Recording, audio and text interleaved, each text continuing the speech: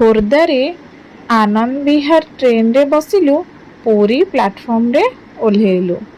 आपण आम मानक सांगरे रुहंतु आमे कुआडे कुआडे जाउछु आपण माँ हाय कह दियो बो हाय कह दे। आमे 10 जन मेंबर्स जाइथिलु पुरी को। आमे फर्स्ट ही ऑटो वाला को कहिथिलु मंदिर पाखरे जे कोनसी लॉज किंबा आश्रम जहाँ भी अछि आमु से पाखरे नै कि छाड़ो काहेकि ना मो सासु आंठू ऑपरेशन होइछन्ते तांके बेसी दूर चली पारिएनी मंदिर दर्शन करिया पे तांको बहुत प्रॉब्लम हबो। फास्ट ऑटो वाला हाँ कहला बट सी कौन कला सी बीच आड़े आमको नहीं गला आश्रम आउ लॉज देखेला ताहा पाई बोले आम बहुत असुविधा हो गलु। आमे 10 जन आश्रम पाखक आसी पहुँची गलु। आम सासु को केमिति कौन डाकुचंदी माउसी आस देखियो आम सासु को जाउछंदी देखिया पई।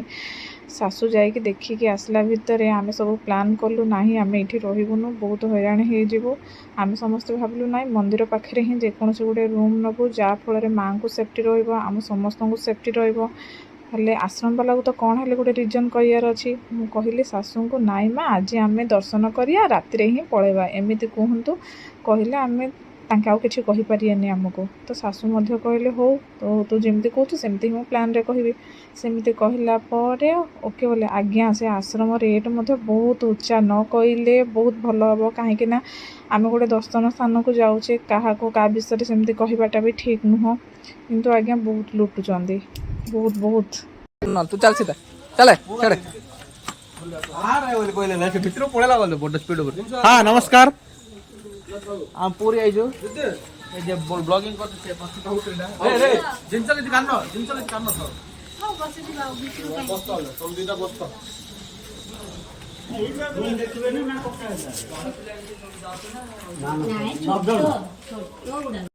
बीच पाखे थिबा आश्रम को मना करिकी एबे आमे ऑटो धरिकी बाहरिलु पुणी आउ थरे बड़दाण्ड मंदिर पाखे जेकोसी आश्रम हो लॉज हो सेठी रहिबो।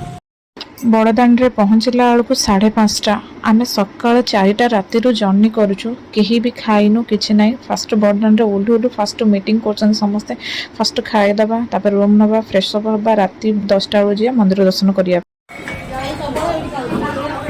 खाइ छैला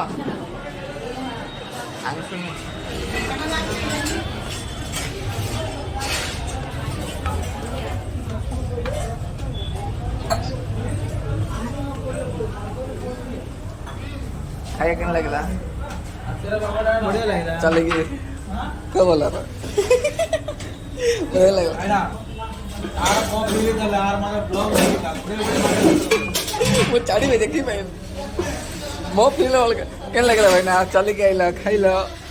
स्टोरी टा केन लगला को बड़ को ना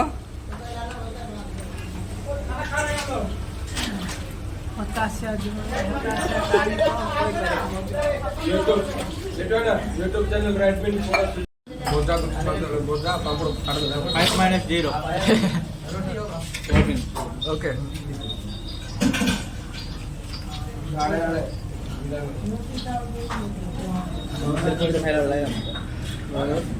तिरुपति मंदिर पर खाइला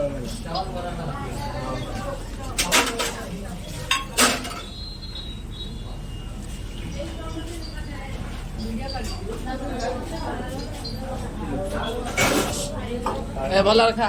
ए माछ भल रखा माछ हेला ना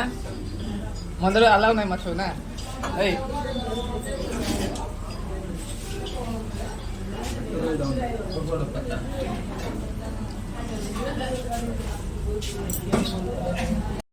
खाई सारिके बाहर को आसला परे प्रशांत पचार दीदी खाइबा केमिते हेची लिटू पचार भाउज खाइबा केमिते हेची मो कहले न पचारियाटा भल कहीं बहुत लोक जाउछन्दी खाइया पई कोनोसी होटल विषय रे आमे बदनाम करियाटा ठीक नुह।